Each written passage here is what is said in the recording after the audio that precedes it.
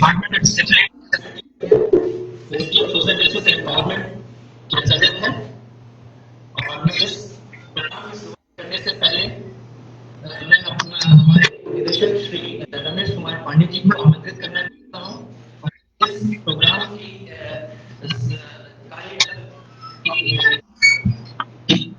शुरुआत करने की सर आना चाहता हूँ श्री रमेश कुमार पांडे जी सर।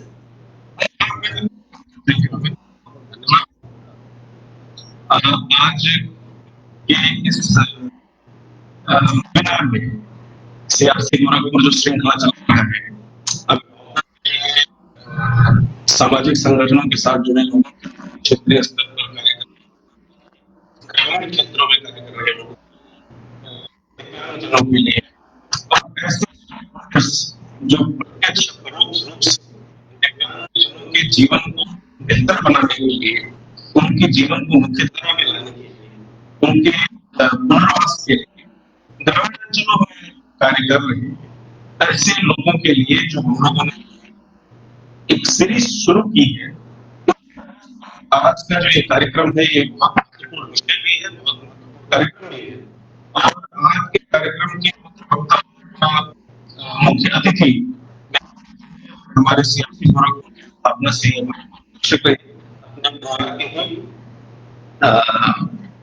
आदरणीय अशोक द्विवेदी जी, जो कि अखिल भारतीय एडवोकेसी प्रमुख है, सक्षम के भारतीय प्रमुख भी है, सक्षम के आईपीएस नई दिल्ली के जीसीईसी मेंबर, एनआईएटी कोलकाता के जीसी मेंबर और प्रदेश सरकार के तथा कुंतला विश्वविद्यालय अनेक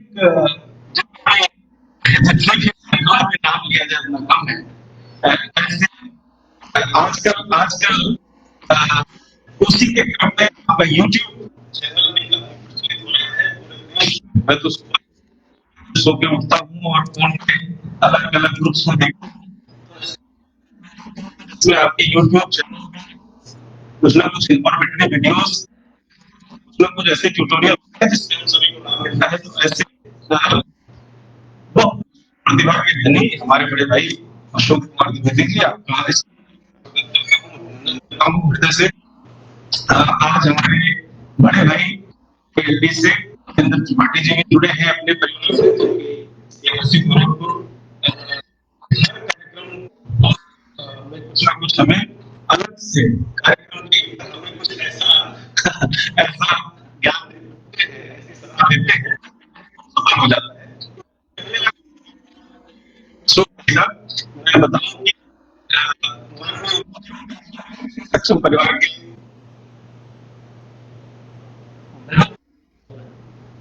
बहुत सारे बताई जिससे कार्यक्रम सफल हो पाया।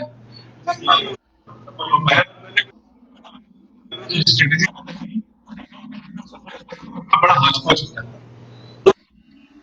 आप सियासी कार्यक्रम एक्टिविटी परिचित नहीं है, आप में गाइड तो करते ही रहते हैं। कोविड के दौरान भी हम लोगों ने सीआरसी सेंट्रल ऑफिस की तरह एक ऐसा ऑफिस नहीं बनाया शुरू से कि नहीं ऐसा ऑफिस हो, आप प्रोटोकॉल के तहत आइए मिलिए, आप प्रोटोकॉल के तहत ये काम करिए, आप ये काम करिए। हमने इस कार्य में सीआरसी का जो रियल हिडन ऑब्जेक्टिव है, उस रियल हिडन ऑब्जेक्टिव के हिसाब से सीआरसी को किया और लोगों का कार्यालय बनाया कि हमें जरूरत है की जानकारी की सर्विसेज के माता पिता को सपोर्ट उनके लिए इस कार्यालय को एक्सेसिबल बनाया और हम लोग पहुंच बनाई। उससे फायदा क्या हुआ कि लोगों का एक नेचुरल कनेक्शन हमारे साथ जुड़ गया कि कहेंगे सर्विसेज प्रोवाइड करेंगे, भी कोई रिक्वेस्ट करता है तो हम उस सर्विस पहुंचाने की कोशिश करते हैं। और अशोक भाई साहब और हरेंद्र जी, मैं आपको बताना चाहूंगा कि ये जो हम लोगों ने अभिभावक सीरीज शुरू की के क्रम में, पैंडेमिक के क्रम में, हमारे पास ऐसे बहुत सारे पेरेंट्स का सुझाव आता है कि हमें इस तरह की समस्या है, या हम उन्होंने डीपीओ फॉर्म किया हुआ है, पीए फॉर्म किया हुआ है पेरेंट एसोसिएशन, और आप हमारे लिए इस तरह का कार्यक्रम कर दीजिए तो हम लोग फिर तो उस विषय के विशेषज्ञ के साथ बात करके कार्यक्रम करते हैं। आप भी इस वेबिनार में हमारे किसी पेरेंट के द्वारा ही सुझाया गया विषय था, उनका एक एसोसिएशन था जिनको साइकोलॉजिकल और एजुकेशनल नीड्स के बारे में काफी चर्चा करनी थी उस वेबिनार में। तो इस तरह का काम हमारा जारी है। हम कोई बहुत बड़े पॉलिसी लेवल पे बातें नहीं करते, हम ऑब्जेक्टिव होता है कि जो हमारे क्षेत्र के 30 जनपद जो चल रहे हैं, उन 30 जनपदों प्रोफेशनल्स जो उसमें काम कर रहे हैं, जो पेरेंट्स काम कर रहे हैं, प्रभावी तरीके से है कि उस प्रभावी तरीके से पहुंचाने के क्रम में आज अशोक साहब की उपस्थिति हमारे कार्यक्रम इसमें एक मील का पत्थर साबित हो। मैं तो भाई साहब को बहुत नजदीक से करीब से जानता हूँ और आज जितने अभिभावक जुड़े हैं, जितने प्रोफेशनल जुड़े हैं, जितने ग्रामीण क्षेत्रों में कार्य कर रहे सामाजिक संगठनों के लोग जुड़े हैं या डिस्ट्रिक्ट लेवल पे जो अधिकारी जुड़े हैं, उन सब आग्रह है कि आप सभी लोग कार्यक्रम के अंत तक बने रहें, अशोक जी को सुने, क्योंकि आज के कार्यक्रम से आपको जो प्रैक्टिकल नॉलेज मिलेगी, लीगल नॉलेज मिलेगी, उससे आप सभी को फायदा होगा। फिर आप लोग एक इंफॉर्मेशन की तरह बातों को अपने जहां जहां भी आप लोग काम कर रहे हैं वहां आगे बढ़ा पाएंगे। तो मैं फिर से आज के कार्यक्रम के मुख्य वक्ता अशोक कुमार द्विवेदी जी का, आज के हमारे अलेंद्र भाई साहब का, सभी जितने पार्टिसिपेंट हुए हैं आप सबका मैं फिर से अपने सीआरसी की तरफ से, अपने राष्ट्रीय संस्थान की तरफ से आप सबका स्वागत करता हूँ, अभिनंदन करता हूँ। कार्यक्रम को आगे बढ़ाइए, मैं कार्यक्रम में आप लोगों के साथ बताऊँ। धन्यवाद सर, आपका बहुत ही वैल्यूबल सजेशन और सीआरसी के कार्य प्रणाली को के बारे में चर्चा करने के लिए सर। और मैं इस सिलसिला को आगे बढ़ाते हुए श्री अशोक कुमार द्विवेदी जी को आमंत्रित करना चाहता हूँ इस मंच पे। श्री अशोक कुमार द्विवेदी जी।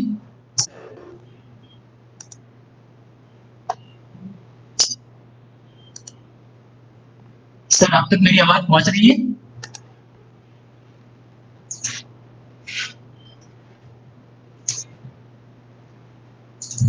आप सभी का स्वागत।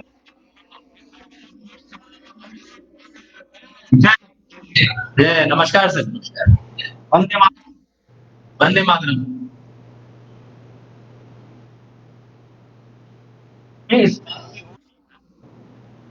कोविड हमारे मार्ग में बाधा नहीं रही, जिसकी कोविड मैं कर रहा था। इसी तो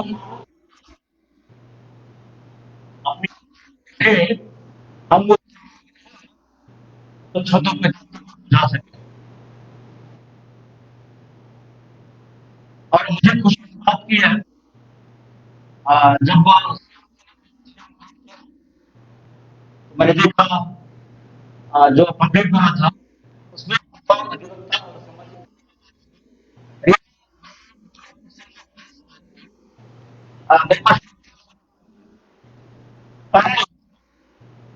जब किसी पद से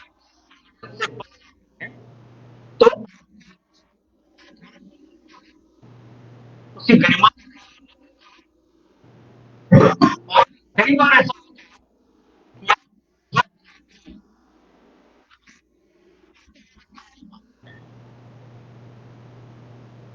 बहुत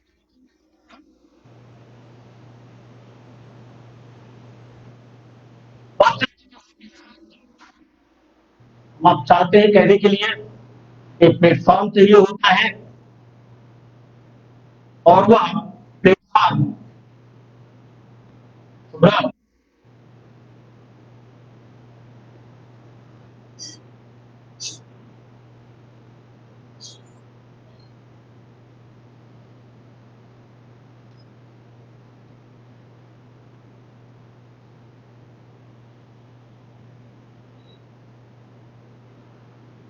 भाई साहब माइक म्यूट हो गया है आपका।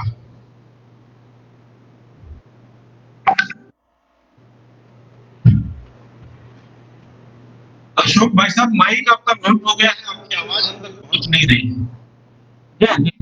ऐसा कुछ हुआ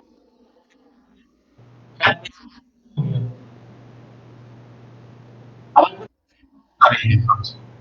जी। और कहना चाह रहा था, कई बार हालांकि हमारे यहाँ काम पर भी है, तो हम जब संविधान की बात करते हैं हम कुछ भी और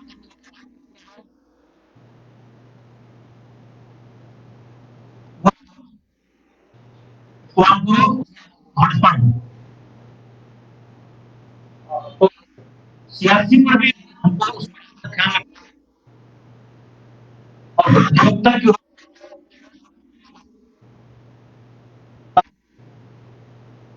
अभी जो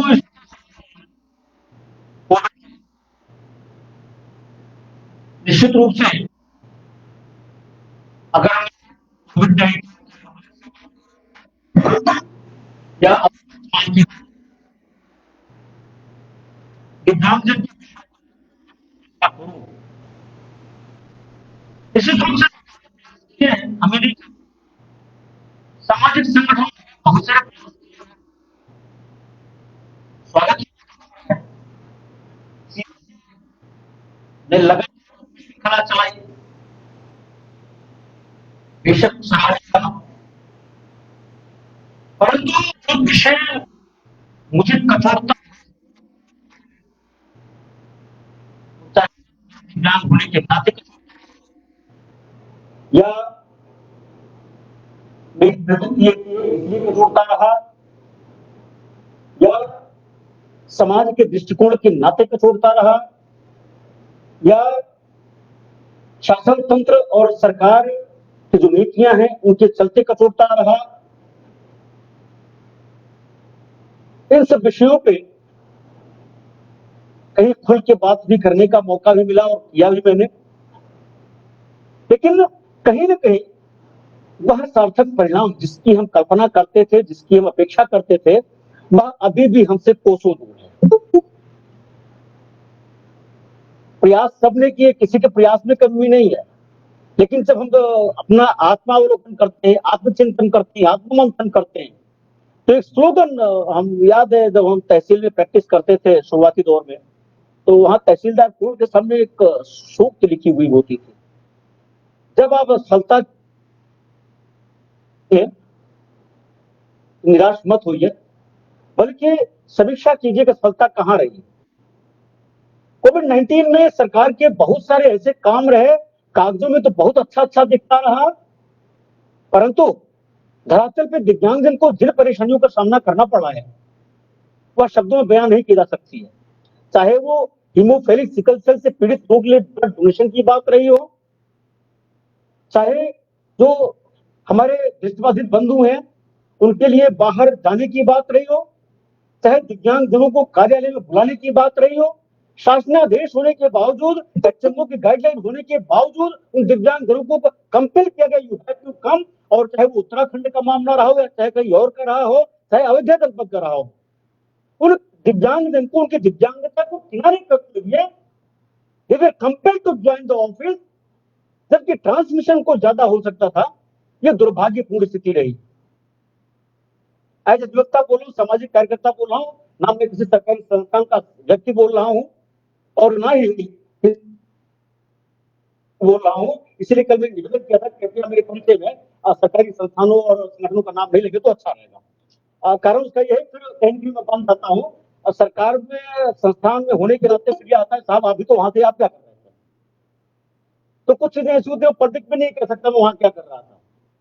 लेकिन आज जब आपने मुझे बुलाया इस मंच में तो मैं वास्तव में बड़ी स्वतंत्रता महसूस कर रहा हूं और कॉन्स्टिट्यूशन के तहत जो मुझे अभिव्यक्ति आजादी का अधिकार मिला है आज मैं उसका उपयोग कर रहा हूं आपके मंच के माध्यम से, लेकिन मर्यादा में और विधिक दृष्टिकोण की परिधि में, उससे आगे नहीं जाऊंगा। मुझे याद है बाराबंकी में लाइन लगी थी, दिव्यांगजन राशन के लिए भी लाइन में लगे थे, सामान्य जन लगे हुए थे, वह दिव्यांगजन दोनों पैरों से दिव्यांग था, खड़ा हुआ था और जितने भी लोग वहां लाइन में लगे हुए थे, एक ने भी यह नहीं कोशिश किया कि हाँ पहले इसको लेने दो उसके बाद हम लेंगे। एक अपने कार्यकर्ता बंधु है, अपने परिचित मित्र है, कार्यकर्ता बाद में है, वो हमारे मित्र पहले हैं, जैसे आप हमारे रमेश भैया मित्र है हमारे, निदेशक बाद में है, पदाधिकारी बाद में है, ठीक वैसे वो भी थे, वो भी वहां गए हुए थे राशन की दुकान पे और तुरंत ही उन्होंने सबको यूं कह लीजिए कि वो परिस्थिति बनाई वहां पे डांटते हुए, यद्यपि कोई अधिकारी नहीं थे, उनके मन में भाव था और उसकी दृष्टि से सब लोगों ने अपनी गलती स्वीकार किया और तब उस दिव्यांगजन को राशन मिला, वो राशन घर को लेके गया आपने। अभी कोविड-19 के चलते उत्तर प्रदेश सरकार ने एक अच्छी महत्वाकांक्षी योजना शुरू किया प्रवासी भारतीयों के लिए और साथ में ये कहा सबको राशन मिलेगा, निश्चित रूप से मिलेगा। लेकिन अगर मैं अभी डाटा की बात करना चाहूं तो अभी तक ये डाटा नहीं है हमारे कितने दिव्यांगजन कोविड सेंटर में गए, कितने दिव्यांगजन को, क्या कोविड सेंटर हमारे जितने बने थे वो बेनियर फ्री थे, क्या वो दिव्यांगजन के लिए सुटेबल थे, क्या? ये दुर्भाग्यपूर्ण बात है। दक्षिण भारत का एक मामला सामने आया, हल्का सा उस मानसिक मंदिर व्यक्ति था वो, उसको हल्का सा टेम्परेचर हुआ और उसको कोविड-19 सेंटर में ले जाया गया, जबकि वहां पर शौचालय की व्यवस्था नहीं, वहां पर उसके लिए जो परिस्थिति की होती है उसकी व्यवस्था नहीं। बड़ा संघर्ष करना पड़ा उसके लिए और मैं धन्यवाद दूंगा अपने जो संगठन है सक्षम, उसके डॉक्टर सुकुमार जी थे, कई लोगों ने वहां पे विरोध किया और तब उस व्यक्ति को घर में जाके आइसोलेट करने की जरूरत पड़ी। आज वो व्यक्ति ठीक है। मेरा कहने का तात्पर्य यह है कि जब इस तरह से गाइडलाइंस बनती हैं, जब ढंग से हम कोविड-19 की बात करते हैं, कोविड-19 सेंटर हम बना रहे हैं, तो अगर ऐसी कौन सी परिस्थिति है जो हमको वंचित करती है इस बात से कि कोविड-19 में हम दिव्यांगजन को ले जा रहे हैं, तो क्या वो बाधा रहित है? क्या हम उनको सुविधाएं दे पा रहे हैं? क्या मानसिक मंदिर जो नित्य रूप नित्य प्रति उसकी अपनी कुछ आवश्यकताएं होती है, जो इशारे में बात समझता है, उससे गार्जियन जो उनके साथ रह रहे हैं वो समझते हैं, क्या कोविड-19 सेंटर में जो लोग रह रहे हैं वो समझेंगे? शायद नहीं। प्रशासन को संवेदनशील होना पड़ेगा इन विषयों पर। हो सकता है निदेशक महोदय आपको मेरी बात लगी कि मैं बड़े गुस्से में बोल रहा हूं, लेकिन सच बताऊं कि कोविड-19 के पूरे काल का मेरे मन की भड़ास निकल रही है और व्यक्त की आजादी निकल रही है मेरी। नहीं, ऐसा बिल्कुल भी नहीं है भाई साहब, ऐसा बिल्कुल भी नहीं है। आप जो बोल रहे हैं और जो लोग जुड़े हुए हैं वो सभी इस बात से इत्तेफाक रख रहे हैं, चैट बॉक्स में आपकी बातों का समर्थन कर रहे हैं। यही नहीं और आगे जाइए। उत्तर प्रदेश सरकार ने, भारत सरकार ने, माननीय प्रधानमंत्री जी ने, मैं बड़ा सम्मान करता हूं उनका और निश्चित रूप से राष्ट्र के लिए जितना वो कार्य कर रहे हैं, मेरे पास शब्द नहीं कि मैं उसकी सराहना कर सकूं। राउंड द क्लॉक 24/7 वो काम कर रहे हैं। लोग मुझे सवाल पूछते हैं, एक बार भी विचलित नहीं होते। उन्होंने दिव्यांगजन को और सबको ध्यान में रखते हुए ये कहा कि इस काल तक सबको मुफ्त में राशन दिया जाएगा। आपको बताऊं, एक नहीं बहुत सारे ऐसे दिव्यांगजन हमारे हैं जिनका राशन कार्ड तक काट दिया गया है, मेरे पास ऐसे नाम है, यहाँ पर मंच पे नाम मिला उचित नहीं समझता मैंने वहां पे उनके जो इंस्पेक्टर थे उनको फोन किया, IGRS तक कंप्लेंट करवाई, तब जाके कहीं से उसे व्यक्ति को राशन मिल पाया। बताइए, ये इस तरह से कोविड-19 के काल में दिव्यांगजन के प्रति जो अमानवीय व्यवहार हो रहा है, उनके यूं कह सकते हैं आर्टिकल 21 जो जीवन जीने के अधिकार को देता है, RPWD एक्ट में बात करें तो उनके जीवन जीने के अधिकार को, सम्मानजनक ढंग से जीने के अधिकार को संरक्षित करता है, तब यह स्थिति हो रही है। इसको हम क्या माने?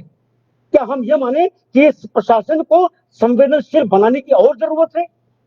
क्या संवेदनशील बनाने के लिए किसी प्रशिक्षण की जरूरत होती है?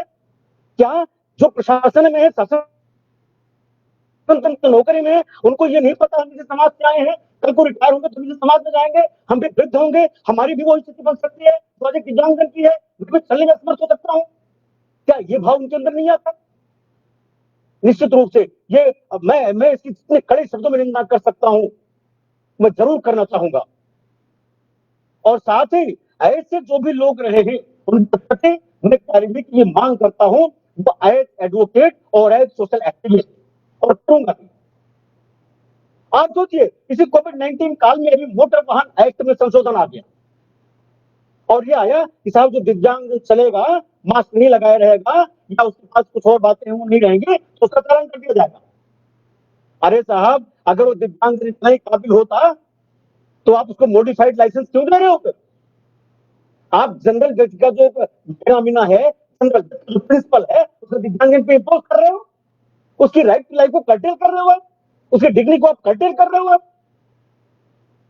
आप मैं एक सिंपल सा उदाहरण देता हूं भाई साहब, यहां पे अभी हाल में RPWD एक्ट आया 2016, हाल नहीं कहूंगा लेकिन मैं हाल ही इसलिए कहूंगा क्योंकि धरातल पर अभी उतना इम्प्लीमेंटेशन नहीं हो पाया जिसकी कल्पना हमारे प्रधानमंत्री जी ने की थी, डॉक्टर थावरचंद गहलोत जी ने जो हमारे कैबिनेट मंत्री उन्होंने किया था, और समाज ने दिव्यांग ने जो कल्पना किया था। उसका कारण कुछ तो राजनीतिक हो सकता है, कुछ यूं कह सकते हैं कि एक परिस्थिति होती है, फाइल यहाँ से वहां जाती है तो टाइम लगता है। मैं सहमत हूं इस बात से, थोड़ा टाइम लगता है, मानसिकता ही बदलनी पड़ती है। कम से कम केंद्रीय सड़क एवं परिवहन मंत्रालय को इस बात का तो ख्याल रखना चाहिए था, क्योंकि केंद्र में ही है वो, केंद्र द्वारा पारित अधिनियम आरपीडब्ल्यूडी एक्ट 2016, उनको तो ध्यान रखना चाहिए था इस बात का। अब आप ध्यान से देखेंगे तो सारथी पोर्टल पे आप जाइए, सारथी पोर्टल पर दो कैटेगरी बना रखी है।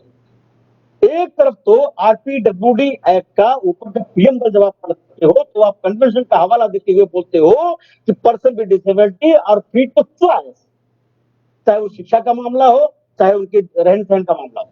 दूसरी तरफ आप सारथी पोर्टल पर जा करके आप ये कहते हो कि साहब आप दिव्यांग हो तो दिव्यांग वाले में आप अप्लाई करोगे, जनरल में अप्लाई नहीं कर सकते हो। यहां पर मैं ऐसे बहुत सारे लोगों को जानता हूं जो सामान्य वाहन चलाते हैं और सामान्य वाहन चलाते हुए अपना जीवन यापन करते हैं, अपने वाहन का उपयोग टैक्सी के रूप में करते हैं, शाम की अपनी 2 जून की रोटी कमाते हैं वो उत्तर प्रदेश में। परंतु जब आपने सारथी पोर्टल के जरिए यह कर दिया कि सामान्य है तो आप सामान्य में आवेदन करेंगे, दिव्यांग है तो आप दिव्यांग में आवेदन करेंगे। अगर आप कोई दिव्यांग व्यक्ति सामान्य वाहन चलाना चाहता है, सामान्य के लिए अप्लाई करता है, तो आप टेस्ट लेते हो और टेस्ट में आप बोलते हो अब आपको दिव्यांग हो, डिसेबिलिटी सर्टिफिकेट है, आपको तो वाहन मिलेगा नहीं, चलाने के लिए लाइसेंस नहीं मिलेगा। चलो आपने वहां से उसको बाहर कर दिया, मतलब वो आप उसको सिर्फ विकलांग ही मानते हो, सिर्फ इसलिए कि उसके हाथ पांव नहीं है, कान नहीं है, इसलिए। यानी discrimination on the ground of disability, इसको आरपीडब्ल्यूडी एक्ट बोलता है कि ये discrimination on the ground of disability नहीं चलेगा, दिस इज ऑफेंस। कॉन्स्टिट्यूशन भी डिस्क्रिमिनेशन को बढ़ावा नहीं देता है।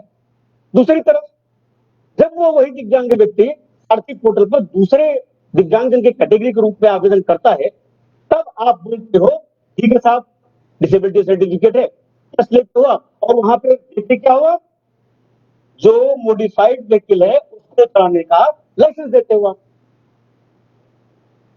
तो इसमें जो हम आरपीडब्ल्यूडी एक्ट का प्रियम्बल है, free to choice, person with disability free to choice to make choice, या तो वो बेकार हो गया और या तो आपका सारथी पोर्टल जो दिव्यांगजन के रूप में उसको पे डिस्क्रिमिनेट किया, या तो वो क्रिमिनल कर दिया। क्या सेंट्रल एक्ट को यह रूल प्रिवेल करेगा? रूल कभी भी एक्ट को प्रिवेल नहीं कर सकता है। और मुझे ये बताते हुए बड़ी खुशी हो रही है कि सक्षम के प्रतिनिधि के रूप में एक इस पर सत्यावेदन दिया गया था माननीय कैबिनेट मंत्री डॉक्टर थावरचंद जी गहलोत जी को। उन्होंने केंद्रीय सड़क परिवहन मंत्रालय को 1 साल हो गया दिए हुए, केंद्रीय सड़क परिवहन मंत्रालय ने अभी 1 साल में अभी तक ऐसी कोई गति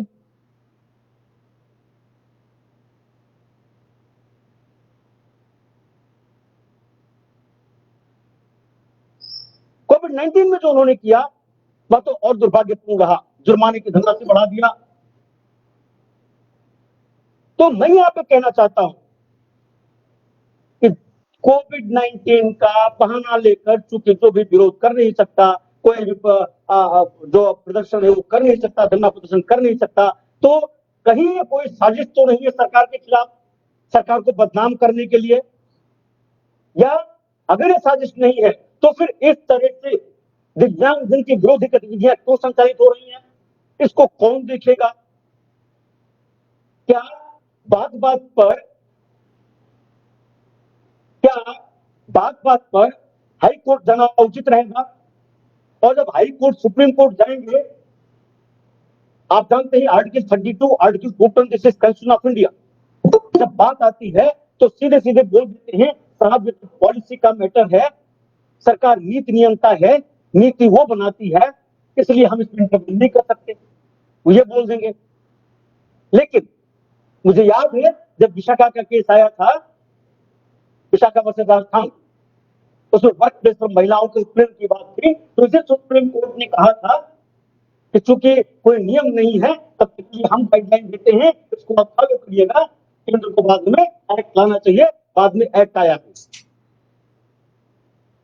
कोविड-19 के काल में दिव्यांगजन की जो भूमियां हैं, जो जमीन है, उस पर कब्जा करने के लिए किस तरह से कुछ एक अधिवक्ता बंधुओं ने, कुछ एक और लोगों ने प्रयास किया।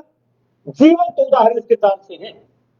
और मैंने अपने YouTube चैनल पे एक वीडियो डाली थी, उसमें स्पेसिफिकली वकील का नाम लिया था मैंने, और स्पेसिफिकली उसी केस को फोकस करते हुए हमने किया था। दिव्यांगजन बंधु को क्या यह अधिकार नहीं है कोविड-19 का काल चल रहा है तो अपना घर बना सके, अपनी छत डाल सके? क्या उसको जो अपना आर्टिकल 21 है रहने का अधिकार छिन गया उसका क्या? मात्र अधिवक्ता होने के नाते या कोई नेता होने के नाते यह अधिकार मिल गया उनको कि दिव्यांगजन की जिस तरह संपत्तियां हड़प से चले जाए क्या? इस तरह से समस्याओं का सामना हमें दिव्यांगजनों को करना पड़ा है। अभी मेरे पास परसों फोन आया था और उस व्यक्ति ने मुझे बताया कि भाई साहब, दरोगा जी ने मेरे पिताजी को बुलाया था, मैं तो ऐसे ऐसे हूँ, और बड़े अच्छे माल की डिमांड किया उन्होंने। मैं यहाँ पे उस अमाउंट की बात नहीं करूंगा। लेकिन क्या फिर वही बात आती है। आरपीडब्ल्यूडी एक्ट 2016 आया, सेक्शन 92 आया, ऑफेंस के लिए पॉसिबल ऑफेंस है, मिनिमम 6 साल, अधिकतम 7 साल की 5 साल की उसमें सजा है। तो उसके बावजूद उत्तर प्रदेश में होम मिनिस्ट्री एसएमओ जिससे हमारे देश थे भारत सरकार में, वही आजकल उसके प्रमुख सचिव हैं। क्या वो इस बात को नहीं देख रहे हैं? उन्होंने दिव्यांगजन के लिए जो बताते मैंने बड़ा काम किया है, क्या इस पर पुलिस प्रशासन को सचेतन नहीं करना चाहिए? क्या संवेदनशील को नहीं होना चाहिए? क्या इसलिए कि दिव्यांगजन को आगे आने की जरूरत है तो धरना प्रदर्शन करेगा तब वो मानेंगे? ये सारी समस्याएं हैं दिव्यांगजन के प्रति। एक समस्या नहीं है। एक तो दिव्यांगजन को आज ही बताऊं मैं, अभी मेरे पास अपने प्रयागराज से एक मित्र है, कल रात में 11 बजे उनका मेरे पास मैसेज आया व्हाट्सएप पे, भाई साहब वो हमें वो वाला वीडियो बना के दीजिए जिसमें कोई लूला लंगड़ा कहता है और ऑफेंस है।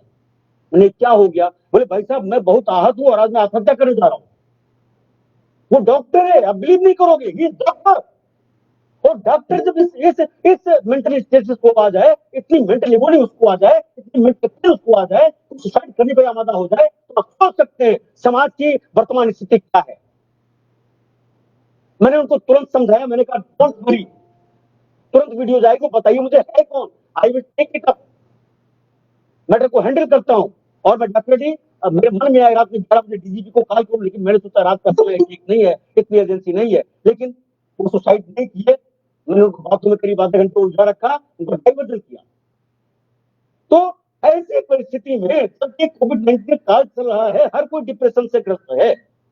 कोई फाइनेंस, किसी को फाइनेंशियल डिप्रेशन है, किसी को बाहर किसी कामकाज का डिप्रेशन है, किसी को छूटने का डिप्रेशन है, हर कोई परेशान है। ऐसे में वह दिव्यांगजन व्यक्ति जो डॉक्टर होकर किसी तरह से अपने पूरे जीवन में समाज को एक दिशा देने का प्रयास कर रहा है, उसको इस ढंग से कहना, क्या ये भी संवेदनशीलता का पाठ पढ़ाना पड़ेगा लोगों को? अरे हम तो वो भारतीय हैं, हमारी संस्कृति ही ऐसी है, हम तो किसी को किनारे करते ही नहीं है। राम ने निषाद को किनारे नहीं किया, कृष्ण ने सुदामा को किनारे नहीं किया। सुदामा को तो सीधे अपने महल से उड़ के उनके दरवाजे पे लेने चले आए वो, उनके पांव धोले उन्होंने, नैनन के जल से पग धोए। जहां का राजा इस तरह से हुआ करता था, आज वहां के जो शासन में बैठे हुए लोग हैं, उनकी दशा ये हो गई है। दिव्यांगजन के प्रति उनका ये भाव हो गया है। कब सुधरेंगे हम? आखिर सुधरने कोई वक्त होता है क्या? क्या जब 70 साल के हो जाएंगे, 80 साल के हो जाएंगे तब सुधरेंगे? तब उनको याद आएगी, अरे अभी तो हम नौकरी से निकल गए, अब तो हम समाज में आ गए हैं, अब हमारा क्या होगा? तब उनको इस बात का ख्याल आएगा कि नहीं, हमने जो किया उसका पाप मुझे भुगतना पड़ रहा है। कोविड-19 के काल में हमारे दिव्यांगजन को देखिए, उनको जो दृष्टिबाधित है, आप देख रहे हैं अपना सक्षम 25 तारीख से लेकर के 8 सितंबर तक लगातार नेत्रदान पखवाड़ा मना रहा है, और इस पखवाड़े में हम नेत्रदान को ज्यादा से ज्यादा बढ़ावा दे रहे हैं।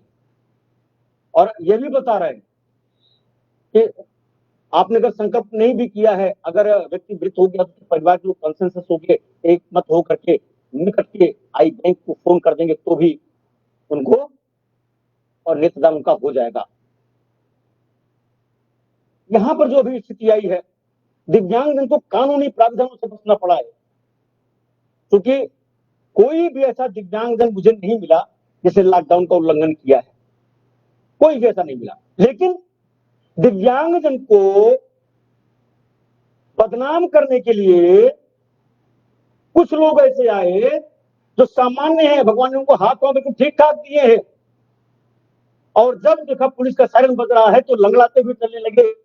उन्होंने फिर टिकटॉक पे वो वीडियो भी डाली थी। इसको क्या कहेंगे? क्या ये आरपीडब्ल्यूडी एक्ट का उल्लंघन नहीं था? उसने दिव्यांगता का दुरुपयोग किया, दिव्यांगता का मिसयूज किया। मैंने इस पर ट्वीट के जरिए तय करते हुए सबको बोला था, लेकिन अभी तक सीसीपीडी तक ने कोई कार्रवाई नहीं किया इस पर। इसलिए मुझे लगता है यदि दिव्यांगजन को अपना हक चाहिए तो उन्हें स्वयं संघर्ष करना पड़ेगा। कोई संस्था, कोई सरकार, कोई संगठन उनके लिए सिर्फ बैनर तो हो सकती है, लेकिन उनकी पीड़ा को वास्तव में समझ नहीं सकती। जाके पाँव न फटी दवाई, सो का जाने पीर पर आई। हमें Markandey Katju justice, honourable justice Markandey Katju साहब इलाहाबाद हाई कोर्ट में जस्टिस थे, बाद में सुप्रीम कोर्ट उनका एलिवेशन हुआ। अब तो पहले पीटीआई में थे, अब कहाँ है मुझे मालूम नहीं। ऑनरेबल मार्कंडेय जी का जो एक जजमेंट था, मुझे आज भी याद है, वो रिपोर्टेड भी है वो बुक्स में, Shambhu Dayal versus union of India. जबरदस्त जजमेंट, यू कांट बिलीव, जबरदस्त जजमेंट। और उसमें उन्होंने यही कहा, वहां पर बात थी, जो इशू डिसाइड होना था वो ये था कि जो व्यक्ति, जैसे डीएम साहब है, किसी की जमीन से उसको बेदखल करना हो, 122 का मामला हो, पहले था, अब तो 122 खत्म हो गया, तो रेवेन्यू डाइजेस्ट में उसका रेवेन्यू कोड में दूसरा उसका सेक्शन हो गया। किसी ने ग्राम सभा की भूमि पे जमीन कब्जा किया हो, उसको हटाने की बात हो, उसमें अगर रिवीजन करना हो तो वही व्यक्ति ऑर्डर कर रहा है आप खाली करो, और उसी व्यक्ति के सामने हमको जाकर सुनवाई करना पड़ रहा है, उसको हम सुनाए। तो भैया जिसने हमको कंप्लेंट करके हटाने की बात करी वही सुनेगा तो क्या जजमेंट होगा? इसीलिए उन्होंने कहा जुडिशियल बैकग्राउंड से व्यक्ति को होना चाहिए। जहां पर भी जुडिशियल फंक्शन इन्वॉल्व है वहां जुडिशियल बैकग्राउंड से व्यक्ति को होना चाहिए। वह क्या तक देख लीजिए, वह चाहे chief commissioner person with disability रहा हो, चाहे मंत्रालय में किसी समितियों की बात रही हो, आरपीडब्ल्यूडी एक्ट 2016 के रूल्स बनने की बात रही हो, जो दिव्यांगजन लोग रहे हैं जिन्होंने अपने सुझाव दिए हैं, उन सुझावों को जिस तरह से दरकिनार किया गया है और मनमानी की गई है, वह आने वाली पीढ़ी तो नहीं ही माफ करेगी। यह अलग बात है कि जो सुझाव किनारे किए गए उसको honourable high court, honourable supreme court शब्दों के माध्यम से एक्सपेंड करेगी, इंटरप्रिटेशन जाएगा उस पर, यानी मुकदमेबाजी को एक और क्रम दे दिया, एक और नया आयाम दे दिया। अब एजुकेशन की बात देख लीजिए, कोविड-19 के काल में दिव्यांगजन की एजुकेशन कितनी प्रभावित हुई है, किसी स्थिति नहीं है। सामान्य बच्चे एक घर में एक मोबाइल है, 3 बच्चे, क्लास चल रही है, एक मोबाइल पे कैसे अटेंड करेगा कोई? उनकी हालत तो ऐसी फाइनेंशियली खराब हो गई, कैसे करेंगे वो? दूसरे दिव्यांगजन को फिजियोथेरेपी देनी है, ठीक है, जो राष्ट्रीय संस्थान थे उन्होंने बहुत प्रयास किया, यूट्यूब वीडियो डाली, वेबिनार की और बताया कि साहब घर पे आप ऐसे से अपना एक्सरसाइज करके अपने को स्वस्थ रख सकते हो, ऐसे ऐसे आप करोगे तो आपकी दिक्कतें दूर हो सकती है, बड़ा प्रयास किया। लेकिन बहुत सारी चीजें होती हैं जो सिर्फ वेबिनार और वीडियो देख करके, जो दिव्यांगजन बच्चा है, जो उसके पेरेंट्स हैं, जो सुदूर गांव में बसते हैं, सुविधाएं नहीं होती, नेटवर्क नहीं होता, हम अभी बात कर रहे हैं, हम यहाँ एड्रेस कर रहे हैं, पता लग रहा है कि बीच बीच हमारी बात कभी गायब हो जा रही है, तो हमें नहीं आ रहा। दिव्यांगजन के लिए दिक्कत इसमें भी आई है। शिक्षा के क्षेत्र में अब जो हमारी दृष्टिबाधित साथी है, अभी एक वेबिनार हो रहा था, उसमें बोले साहब ये तो नेट पे इंस्टेंस है, ये पीडीएफ है, ये है, आप उसको ऐसे पढ़ सकते हो। दृष्टिबाधित बंधुओं के लिए भी दिक्कत आई है। सेक्शन 16 आरपीडब्ल्यूडी एक्ट बोलता है साहब, जो विद्यालय हैं वहां पर शिक्षा लेने के लिए दिव्यांगजन फ्री हैं कि पड़ोस के विद्यालय में पढ़ेंगे या दूसरे विद्यालय में पढ़ेंगे, ये उनका वो चॉइस है। अभी मेरे पास एक मामला आया, वो बच्चा आईडी है, इंटेलेक्चुअली डिसेबल्ड है, सीबीएसई पैटर्न का स्कूल है, मेरे से संपर्क हुआ, मैंने कहा मैनेजमेंट को एक एप्लीकेशन लिखो, मैनेजमेंट को एप्लीकेशन लिखा, मैनेजमेंट ने मुझे फोन किया और कहा साहब मैं ऐसा कैसे कर सकता हूं, सीबीएसई की गाइडलाइन है। हमने कहा आरपीडब्ल्यूडी एक्ट सेंट्रल इनेक्टमेंट है, वो सेंट्रल एक्ट प्रिवेल करेगा, बिकॉज जो आरपीडब्ल्यूडी एक्ट है ये साफ साफ है, this act is in addition to, not in derogation with. ये जो एक्ट है और जितने भी कानून बने हैं उनके साथ आ जाएगा, यानी इसको किनारे करके आप बात नहीं कर सकते हो।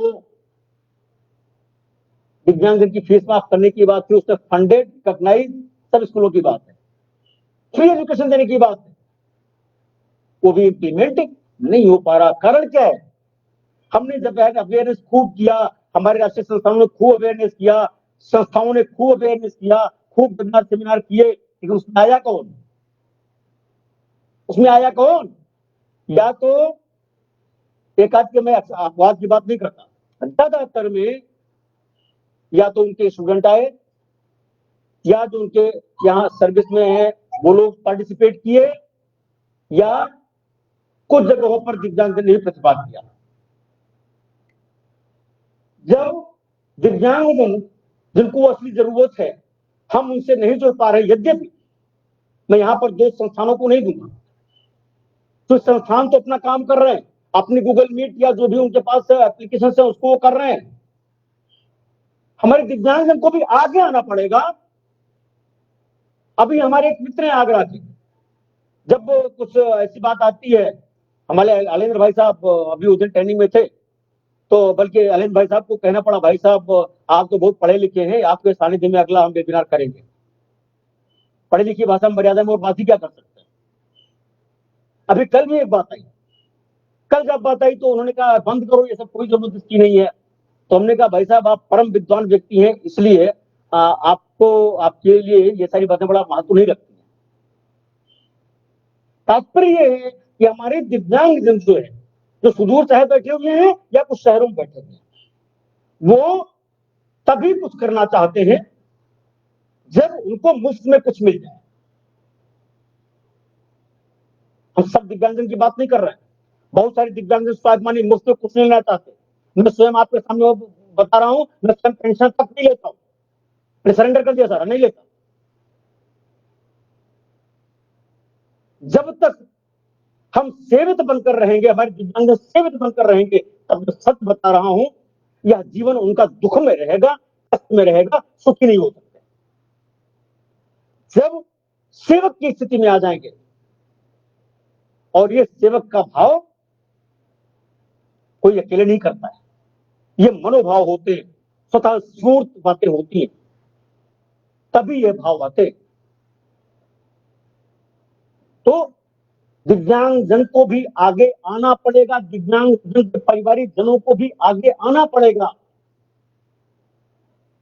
मात्र संस्था ही सब कुछ कर दे, सरकार ही सब कुछ कर दे, इतने से बात नहीं बनने वाली है। लेकिन सरकारों को भी, जो संस्थाएं, स्वैच्छिक संस्थाएं हैं, उनको भी ये सोचना पड़ेगा, अपने मन मस्तिष्क में एक विचार लाना पड़ेगा, मंथन लाना पड़ेगा, हम कैसे इनके पास तक पहुंच सकते हैं। जब 2 कदम दिव्यांग चलेंगे, 1 कदम या 2 कदम शासन प्रशासन चलेगा, तो निश्चित रूप से हमसे समावेशी की जो बात करते हो, समावेशन नहीं होगा, बल्कि वास्तव में भारत समृद्ध होगा स्वयं में। दुर्भाग्य की स्थिति यह है, दुर्भाग्यपूर्ण स्थिति यह है कि हमारे कुछ बंधु, नाम नहीं लूंगा मैं, अच्छा नहीं लगता है, क्योंकि नाम दे भी सकता हूं, कोई मुझे डर नहीं है। जब दिव्यांग जन के प्रति सेवा का भाव आता है तो ऐसे लोग बोलते हैं हम नौकरी करने आए हैं, सेवा करने नहीं आए। कई बार तो मेरी झड़प हो गई, मैंने कहा अगर सेवा नहीं करने आए हो तो भैया नौकरी छोड़ के चले जाओ, बहुत नौकरियां हैं, वहां जाके नौकरी करो। ये नौकरी का क्षेत्र नहीं है, ये दिव्यांगजन की सेवा का क्षेत्र है। इन दिव्यांगजनों में राम बसते हैं, इन दिव्यांगजनों में कृष्ण बसते हैं, इन दिव्यांगजनों में हमारे निराकार ब्रह्म बसते हैं। अगर तुम निराकार ब्रह्म की उपासना नहीं कर सकते हो तो तुम साकार ब्रह्म की उपासना क्या कर पाओगे? तुमको उसका भाव ही नहीं मालूम है। इसलिए मेरा सबसे हाथ जोड़ के मात्र एक निवेदन है, वह चाहे दिव्यांगजन हो, चाहे सामान्य जन हो, चाहे बहनें हो, चाहे भाई हो, चाहे संगठन हो या कोई स्वैच्छिक संस्था हो, सबसे मेरा हाथ जोड़ के सिर्फ एक निवेदन है, आप कुछ मत करिए, सिर्फ 24 घंटे में 10 मिनट, 24 घंटे में मात्र 10 मिनट आप खड़े हो जाइए और अपने को महसूस करिए कि मैं किस अंग से दिव्यांग हूं। निश्चित रूप से आपके भाव बदल जाएंगे। आप किसी व्यक्ति में दिव्यांग को नहीं देखेंगे, आप उस व्यक्ति में व्यक्ति को देखेंगे और तब वही आपके जीवन का असली क्षण होगा, जबकि आप में मानवता जागृत होगी। मानवता की परिभाषा बहुत लोग देते हैं, लेकिन असली मानवता वही होती है जब आप में भाव, संवेदनशीलता जागृत हो जाए। हालांकि जब हम रामचरितमानस की बात करते हैं, भाव कुभाव अनघ आलसहु नाम जपत मंगल दिग्दशहु, हम तो भगवान राम को उस रूप में भी देखते। कोई भगवान राम को हत्यारा समझता रहे, लेकिन उसने कुभाव में ही सही राम का नाम लिया तो सही ना, उसकी लाइन तो बन गई। आज आप देख रहे हैं दिव्यांगजन को कितनी दिक्कतें हो रही। आज प्रकृति वंदन दिवस भी है, अपने पूज्य सरसंघ चालक जी ने अपने उद्बोधन में कुछ कहा, उसको सभी ने सुना होगा यूट्यूब पर भी। आप जरा गहराई में जाके देखिए। भाई मेरा समय ज्यादा तो नहीं हो रहा, मैं ज्यादा समय नहीं ले रहा हूं।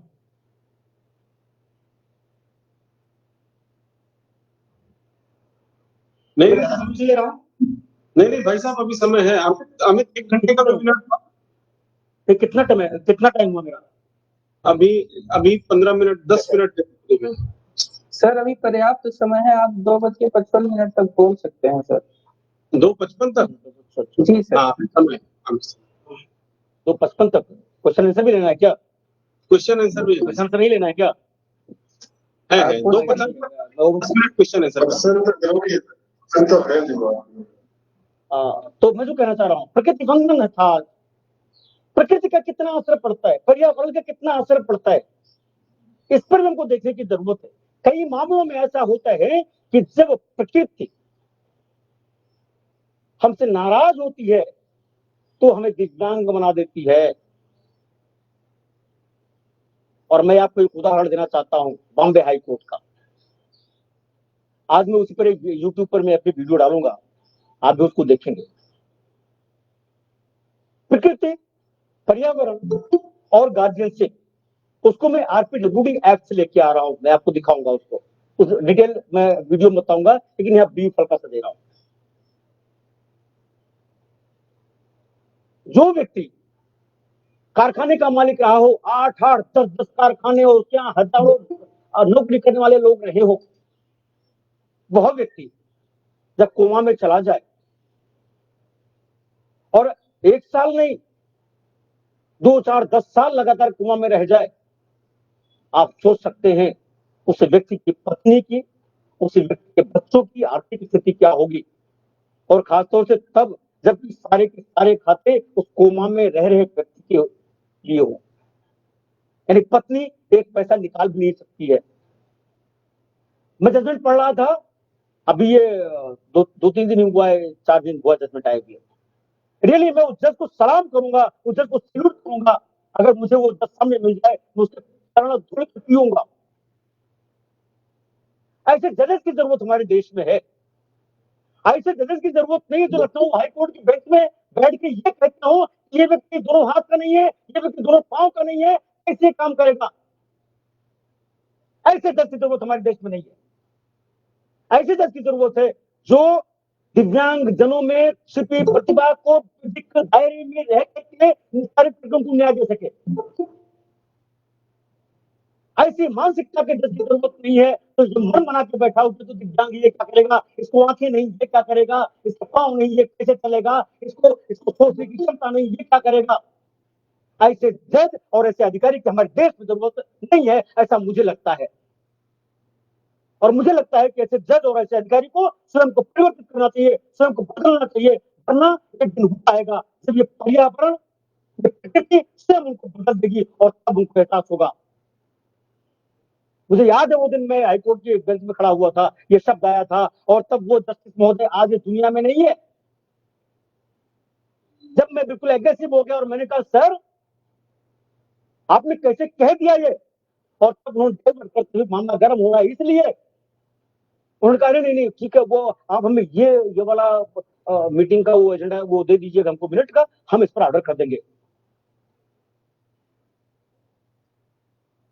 ठीक है, आज जज साहब नहीं है, लेकिन जिस चीज को चैलेंज किया था कि ये दिव्यांग नहीं कर सकता, उसी दिव्यांगता के चलते वो छत से कूदे और मर गए, आत्महत्या कर लिया उन्होंने।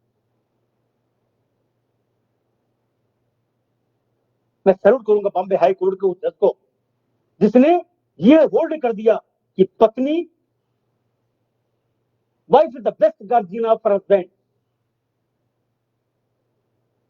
पिटीशन इस बात पर गई थी कि जो बैंक का खाता था, जब वहां पर पत्नी गई निकालने के लिए और सारा बताया उसने किस ढंग से हमारी पति है, बच्चे हैं, पैसा नहीं निकल पा रहा है, बहुत दिक्कत है, हम भुखमरी कगार पे आ गए हैं।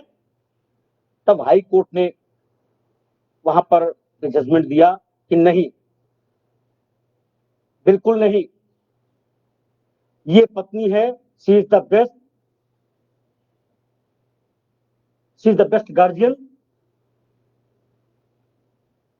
And she can operate the account. और तब उस बहन को बैंक से पैसा निकालने का अधिकार मिला और होल्ड किया। हालांकि उसमें आरपीडब्ल्यूडी एक्ट को कंसीडर नहीं किया, और कंसीडर भी कैसे करते, क्योंकि सेंट्रल रूल्स तो आ गए आरपीडब्ल्यूडी एक्ट के, लेकिन अभी उस राज्य में रूल्स का फॉर्मुलेशन प्रोसेस में है और यही होल्ड किया। देयर इज नो रूल कि कोई व्यक्ति कोमा में हो, कोई व्यक्ति कोमा में हो या डिसेबिलिटी कैटेगरी में ना रहा हो तो कैसे होगा। तो वहां पर उन्होंने जजमेंट दिया, मुझे बहुत अच्छा लगा वो जजमेंट को, और आरपीडब्ल्यूडी एक्ट के साथ जोड़ते हुए आज यूट्यूब पर मेरी वीडियो जाएगी, आप सब उसको देख सकते हैं। और मैं निवेदन जरूर करूंगा चलते चलते कि यूट्यूब पर मैं सिर्फ एडवोकेट ही नहीं हूं, एडवोकेट होने के साथ साथ समाज की भी जिम्मेदारी हमारे ऊपर है। एडवोकेट का प्रोफेशन सिर्फ पैसा कमाने के लिए नहीं बना है, एडवोकेट का प्रोफेशन समाज की सेवा करने के लिए ही है। तो जब व्यवसाय की परिभाषा हम पढ़ते हैं तो उसमें हमारा सामाजिक दायित्व भी है। इसलिए मैंने अपने उस दायित्व के निर्वहन के तहत यूट्यूब चैनल है, एडवोकेट के साथ यूट्यूबर भी हूं। आप यूट्यूब पर अशोक कुमार द्विवेदी, एडवोकेट अशोक कुमार द्विवेदी या टाइप करके आप मुझे सर्च कर सकते हैं। वो चाहे आरटीआई का विषय हो, चाहे आरपीडब्ल्यूडी एक्ट का विषय हो, या सीपीसी का विषय हो, या सीआरपीसी का विषय हो, आप मुझे बताएंगे, डेफिनेटली उस पर एक वीडियो जाएगी अभी बिहार का इशू मैंने लिया है, यूपी के भी कई सारे इशू लिए हैं। आजकल वीडियो वही डाल रहे हैं जो लोग डिमांड कर रहे हैं, कोई समस्या आ रही है। अपनी बात को मैं आज यही विराम देता हूं। आपने हमें धैर्य से सुना। निश्चित रूप से मेरी बातें कुछ कड़वी रही होंगी, लेकिन मेरी व्यवस्था है, थोड़ा सा आदत में अब नहीं रह गया है। सच बोलना बुरा जरूर लगता है, यद्यपि यह सूक्ति है, सत्यम ब्रूयात प्रियम ब्रूयात, सत्यम अप्रियम ना ब्रूयात। आज मैंने कुछ सत्यम अप्रियम ब्रूयात का फंडा अडॉप्ट किया है, इसलिए मैं आप सभी से क्षमा प्रार्थी होते हुए कि यदि मेरी बात से किसी को कष्ट हुआ हो तो क्षमा प्रार्थी होने के साथ साथ ये निश्चित रूप से निवेदन करूंगा कि आप हमारे साथ इस अभियान में आइए, इस जागरूकता अभियान में आइए और जन जन तक इस भाव को पहुंचाइए। समाज को बदलाव की जरूरत है, देश को बदलाव की जरूरत है, और ये पर्यावरण, ये प्रकृति, ये समाज हम सब एक होकर के बदल सकते हैं। दिव्यांगता बढ़ने से रोक सकते हैं। समाज में फैलती हुई विकृति को हम आप एक मोड़ पर विराम दे सकते हैं। इसी के साथ अपनी वाणी को विराम देता हूं। जय हिंद, जय भारत, वंदे मातरम। भारत माता की जय। जय भारत माता की जय। सर सर आपका बहुत बहुत धन्यवाद सर। आज के इस विषय को आपने सर बहुत ही नजदीकी से सर छुआ है और हमारी अंदर की आत्मा को सर झकझोर दिया है और एक दिव्यांगजन कार्यकर्ता को सर उभार दिया है। आशा करता हूं कि सर आज की जो विषय था सर इसको इससे सभी वक्तागण लागू हुए होंगे और मैं सर इस अंतिम कड़ी में मैं श्री नीरज मधुकर हमारे assistant professor special education department के उन्हें आमंत्रित करना चाहूंगा। धन्यवाद ज्ञापन के लिए सर। सर आमंत्रित हूँ श्री नीरज मधुकर जी। सर धन्यवाद सर, धन्यवाद रमेश जी। नमस्कार, मैं नीरज मधुकर अपने माननीय निदेशक डॉक्टर श्री रमेश कुमार पांडे जी की तरफ से एवं सियासी परिवार की तरफ से आज के इस कार्यक्रम के मुख्य अतिथि एवं जाने माने अधिवक्ता हमारे बड़े भाई दिव्यांग सामाजिक कार्यकर्ता श्री अशोक द्विवेदी जी के प्रति हृदय की गहराइयों से आभार प्रकट करता हूँ। सर, आपने जिस तरीके के द्वारा कोविड काल में किए गए कार्यों की समालोचना करते हुए उसकी अच्छाई और कमी दोनों पक्षों को सामने रखने का कार्य किया है, वह आंख खोल देने वाला है। हम आपके प्रति आभारी है सर। हम आभारी है अपने माननीय निदेशक डॉक्टर रमेश पांडे जी के प्रति भी, जिनके कुशल निर्देशन से सियासी गोरखपुर दिन प्रतिदिन कामयाबी की नई इबारत दिख रहा है। इन्होंने अपनी कार्य कुशलता के बल पर इस भयंकर महामारी को भी एक अवसर के रूप में तब्दील करने का कार्य किया है। हम आभारी है वरिष्ठ पुनर्वास विशेषज्ञ श्री आलेंद्र त्रिपाठी जी के प्रति भी। आप हमारे साथ सम्मिलित हुए थे इस कार्यक्रम में और हमारा हमेशा उत्साहवर्धन करते रहते हैं। हम बधाई देते हैं पांडे जी को भी, कर्मचारीगण को, जिन्होंने अनवरत प्रयास करके कार्यक्रम अपने कार्यक्रम आपको साबित किया है। हम आभारी है तमाम सम्मानित दिव्यांगजन के माता पिता संगठन तथा अन्य कार्यकर्तागण अपने भाषण के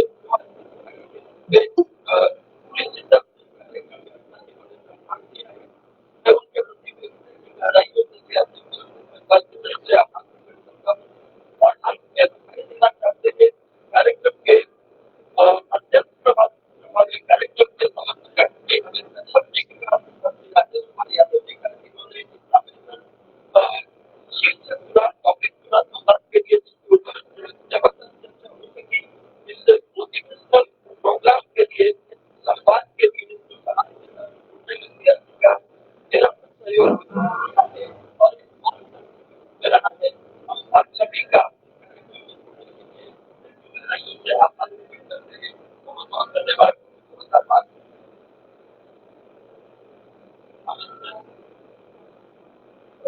और मिलित तो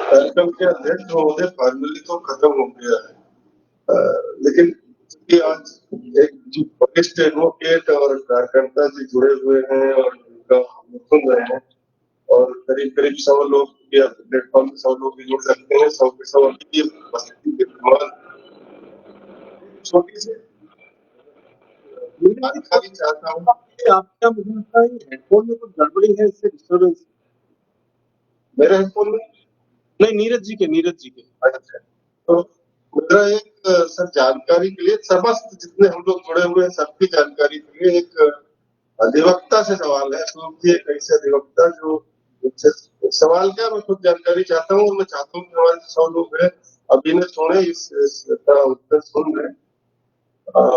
हम लोग देखते हैं कि बहुत सारे जो बच्चे होते हैं जिनके साथ हम लोग काम करते हैं और कि रमेश जी ने इतना बेहतरीन एक काउंसलिंग सेशन चालू किया है जिसको ई श्रृंखला इन्होंने कहा है, तो उसके चलते हम देखेंगे कि हमारे साथ बहुत लोग जुड़ गए और उनको एक हमारे ऊपर ट्रस्ट आ गया है, हमारे ऊपर एक भरोसा आ गया है। यहाँ सीआरसी के लोग हमारे अपने लोग हैं और उसमें जुड़े हुए मैं उन 100 लोगों की भी बात कर रहा हूँ जो 100 लोग इसमें जुड़े हैं और जो यूट्यूब से भी जुड़े हुए हैं उनकी बात कर रहा हूँ। वो आज सभी सीआरसी के ही लोग हैं क्योंकि सीआरसी के कर्मचारियों को सम्मिलित होता है। बहुत सारे ऐसे बच्चे हैं जिनके साथ कल के विषय से ही रिलेटेड सब पूछ रहा हूँ क्योंकि कल नहीं पूछ पाया था। तो बहुत सारे बच्चे हैं जिनके साथ उनके घर के लोग या उनके साथ जुड़े हुए लोग या कोई ऐसे व्यक्ति या कोई भी कुछ ऐसे ऑफेंस कर जाते हैं जिसको 500 एक्ट में सेक्सुअल ऑफेंस के कैटेगरी में माना जाता है, या तो उनको टच करके या उनके साथ पेनिट्रेट करके या उनके साथ जो है हरेसमेंट करके मुंह से बोल के या उनका कोई पिक्चर हम अपने यूट्यूब में या व्हाट्सएप में या कहीं पे डाल के जिसको फोटोग्राफी करते हैं इस तरह से कुछ कर देते हैं और वो बेचारा चुपचाप सह लेता है क्योंकि वो डिपेंडेंट है और हो सकता है वो इंटेलेक्चुअली डिसेबल्ड हो, अपनी बात नहीं रख पाता हो या ऑटिज्म का बच्चा है या लोकोमोटर डिसेबल्ड भी है, तो वो भी कहीं ना कहीं आपकी तरह सारे बच्चे इंडिपेंडेंट, सारे लोग इंडिपेंडेंट नहीं है।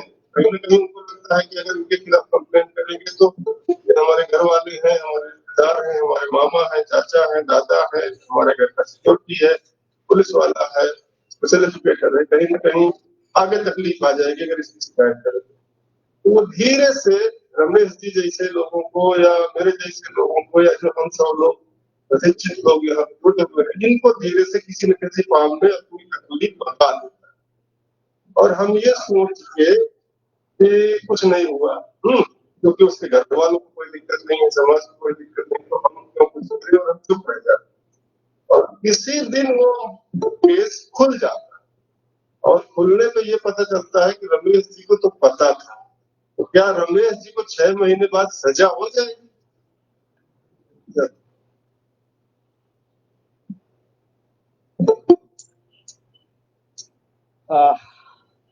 ये वैसे जो कल रई अड्डी का प्रोग्राम हुआ था ये उससे जुड़ा हुआ विषय है, लेकिन निश्चित रूप से ये महत्वपूर्ण विषय है। पहली बात तो जब हम सीआरपीसी को पढ़ते हैं क्योंकि तो कहीं न कहीं से बाद में जब एफआईआर आती है तो उसमें सीआरपीसी प्ले में आती है, इन्वेस्टिगेशन के स्टेज पे, ट्रायल की स्टेज पे। लेकिन अभी आपने एक कैंपेन देखा होगा मी टू, बड़ा छाया हुआ था और उसमें बड़े-बड़े लोग फंस गए। तो ये जो आप बता रहे हैं कि 6 महीने बाद पता चला, तो यहाँ पे ठीक है एफआईआर तो दर्ज हो जाएगी, कोई बात नहीं है, लेकिन यहाँ पे एक सवाल है, ऐसी कौन सी परिस्थिति बनी कि आप 6 महीने तक चुप थे? 6 महीने तक आपको डर था कि हाँ ये आदमी हमको हटा देगा, मार देगा, हमको सुविधाएं नहीं देगा। 6 महीने के बाद ऐसी कौन सी परिस्थिति बनी कि आपका वो डर खत्म हो गया? निश्चित रूप से आप अन्यथा मत लीजिए, बड़ा कड़वा सच बोल रहा हूं, समाज में एक वर्ग ऐसा है जो ना तो दिव्यांग है, ना सकलांग है, ना मानव है, वह विकृत मानसिकता का, राक्षसी प्रवृत्ति का व्यक्ति है। जो राक्षसी प्रवृत्ति का व्यक्तित्व है ना, वह मौके की तलाश करता है। यह अगर कानूनी तौर पे हम देखें कि आपका सवाल जो है सिर्फ इतना था कि आप 6 महीने बाद उसको सजा मिल जाएगी या नहीं, तो यहाँ पर दो चीजें हैं। सीआरपीसी के तहत अगर जब घटना घटित हुई है तो उसमें एक अवधि है, उस अवधि के पश्चात यदि कोई एफआईआर दर्ज करने के लिए आता है तो एफआईआर दर्ज नहीं होगी, कोर्ट कॉग्निजेंस नहीं ले सकता उसका। लेकिन चूंकि आपने 6 महीने का ड्यूरेशन बताया है, अगर वह व्यक्ति यह साबित करने में सफल रहता है, हालांकि अगर हम पॉक्सो की बात करें तो वहां पर तो बड़ी दिक्कत है कि साहब अगर आपके ऊपर आरोप लग गया तो पहले आप साबित कीजिए नहीं आपने ऐसा नहीं किया है। इसीलिए जो कल का सवाल था उसमें किसी ने पूछा भी था और मुझे लगता है शायद वो इकबाल सर थे, उन्होंने सवाल पूछा था लेकिन उसका उत्तर नहीं आया था। मेरा केवल इतना है कि हमको जिनको जानकारी हो गई है कि हमारा रिश्ता बन गया और हमारा कहीं रोल नहीं है, हम ऑफेंस नहीं किए, कुछ नहीं किए। हाँ, हम हमारे रमेश जी और हम एक ऐसे प्लेटफॉर्म पे बैठ गए कि हमने उनके साथ काउंसलिंग कर करके एक बेहतरीन रिश्ता बना लिया और उस बच्चे ने चुपचाप हमें कैसे भी जानकारी दे दी और ये जानकारी हम लोग दबा के बैठ गए, हमने कहीं रिपोर्ट नहीं किया। तो ये रिपोर्ट न करने के चलते क्या हमको सजा होगी? क्या ऑफेंस जिसने किया उसको तो सजा होगी नहीं होगी, कैसे होगी वो रूल जानता है। हमने जो छुपा लिया हमको सजा हो जाएगी क्या? देखिए, अब मैंने वही बताया ना कि आपने इसको छिपाया, कौन सी परिस्थिति छिपाया? चूंकि आईपीसी की एक सेक्शन है वो ये बोलती है कि और साथ ही और भी चूंकि आपने छिपाया है उसको, एक तरह से छिपाने का मतलब आपने एविडेंस को टेम्पर करने की कोशिश किया है, एविडेंस को आपने गायब करने की कोशिश किया है और 6 महीने बाद आज आपको होश आ रहा है। और ह्यूमन राइट चार्टर जो बोलता है वह स्त्री और पुरुष में भेद नहीं करता है कि आप स्त्री हो या पुरुष हो, पुरुष का भी ह्यूमन राइट होता है, जीवन जीने का अधिकार उसका भी होता है। अगर हम कॉन्स्टिट्यूशन की बात करें तो कॉन्स्टिट्यूशन भी वो भेद नहीं करता है, कानून के सामने सब लोग इक्वल होते हैं। जो जेंडर बायस ये आ रहे हैं इनैक्टमेंट, सुप्रीम कोर्ट ने एक नहीं कई जजमेंट में भी कहा है कि इनका मिसयूज हो रहा है। कई बार मिसयूज कैसे 6 महीने बाद अगर आ रहा है, साल भर बाद आ रहा है तो पक्का मान के चलिए कोई मिसयूज होके आ रहा है। और इसीलिए मैंने कहा कि आपको उस समय बड़ा सतर्क होना चाहिए। आप पहले ये तय करवाइए कि ऐसी कौन सी परिस्थिति थी, होगा एक एफआईआर पेश हुई थी इस पे, एक एफआईआर पेश भी हुई है इस पर और उसमें ये कहा साहब इतने दिनों तक आपको डर नहीं था, आज कौन सी परिस्थिति आ गई, उस परिस्थिति को एलेबोरेट नहीं किया, एक्सप्लेन नहीं किया और एफआईआर पेश हो गई थी। तो सजा उसको होगी, ये आप पर निर्भर करता है। क्योंकि अगर आप फॉल्स इंफॉर्मेशन देते हैं, अगर आप अथॉरिटी को फॉल्स इंफॉर्मेशन देते हैं तो वह भी अपराध है और आप पर भी सजा हो सकती है। आपको मैं एक केस याद दिलाऊं कि उसमें एक व्यक्ति ने अपने बाप की हत्या स्वयं कर दिया अपने किसी तीसरे व्यक्ति को फंसाने के लिए, और जब थाने पे मामला आया तो जिसको फंसाने के लिए गए थे पता लगा कि वो उस दिन कहीं और था और उसने भी देखा साहब मैं तो उस दिन हवालात में था या कहीं और था। पता लगा कि जो इन्फॉर्मेशन देने गए थे उनको ही उसमें जेल भेज दिया गया। तो ऐसा नहीं है, इन्वेस्टिगेशन ऑफिसर, मैंने फिर इसलिए कहा कि कितने ईमानदार अधिकारी, कितने लॉ पर्सन वहां पर आ रहे हैं, ये देखने वाली बात होती है। कानून इसलिए नहीं बना है कि आप उसका मिसयूज करिए, कानून इसलिए बना है कि इसका यूटिलाइजेशन हो, पॉजिटिव डायरेक्शन में हो। लेकिन दुर्भाग्य की स्थिति यह है इसका यूटिलाइजेशन 50% केसेस से भी कम जगहों पर पॉजिटिव हुआ है, बाकी निगेटिव भी हुआ है। वरना आपको याद होगा दक्षिण भारत में भी कोविड-19 के चलते से कुछ महिला ने यह कहा था दिव्यांग थे कि साहब वो अधिकारी थे कि साहब आपने मास्क नहीं लगाया हुआ है, तो साहब बिगड़ गए और कहा तू मुझे मास्क पहनना सिखाएगी, और उसका बाल पकड़ के जमीन में दौड़ाते हुए मारा था उसको। आरपीडब्ल्यूडी एक्ट के तहत एफआईआर दर्ज नहीं हुई थी, आपने शायद अखबार में पढ़ा होगा। तो यहाँ पर सजा होगी या नहीं होगी, चूंकि मैं दर्ज नहीं कह सकता, लेकिन अगर आपकी ओर से ढंग से प्रतिवाद इसका हो गया तो FIR पेश भी हो जाएगी और सजा भी हो सकती है, अगर आपको जो फंसाया जा रहा है अगर ढंग से पैरवी कर दिया तो। जी धन्यवाद सर। बहुत बढ़िया आपने जवाब दिया, अच्छा लगा सर। सर आज का सिलसिला सर समाप्ति की ओर जा रहा है सर। बहुत सारे प्रश्न हमारे पास आ रहे हैं सर। और सर सबसे बड़ी इस आज के वीडियो वेबिनार की बात यह है कि अभी भी समय खत्म हो गई है, फिर भी हमारे 80 से ज्यादा वक्तागण जुड़े हुए हैं इस प्रोग्राम से सर, और आपके इस एक्सपीरियंस का पूरी तरह लाभ उठा रहे हैं सर। और मैं इस सभा को अब समाप्त करने की इजाजत चाहता हूं। डायरेक्टर सर का अगर आज्ञा हो तो सर मैं इस सभा को समाप्त करूं सर। और आपने सर समय भी हो गया है।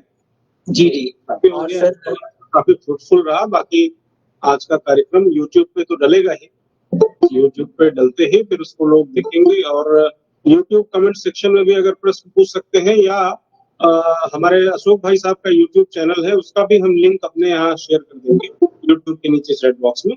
तो भाई साहब के भी YouTube में जाके वहाँ सवाल पूछ सकते हैं, या भाई साहब से फिर वीडियो बनाने के लिए रिक्वेस्ट कर सकते हैं अगर कोई बहुत ही इमर्जिंग टॉपिक है। तो उसपे वो इंफॉर्मेटिव वीडियो भी आजकल रिक्वेस्ट पे बना रहे हैं, तो उसपे भी काफी लाभ मिलेगा।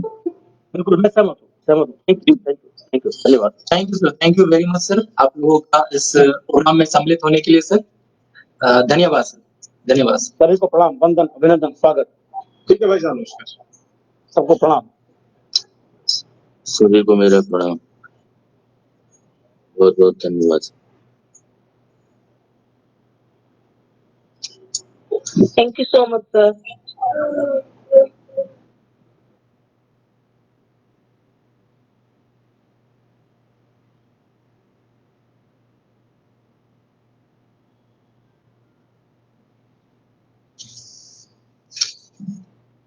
बहुत बहुत बधाई, बहुत बहुत आभार।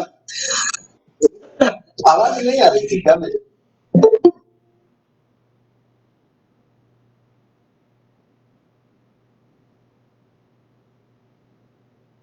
त्रिपाठी सर,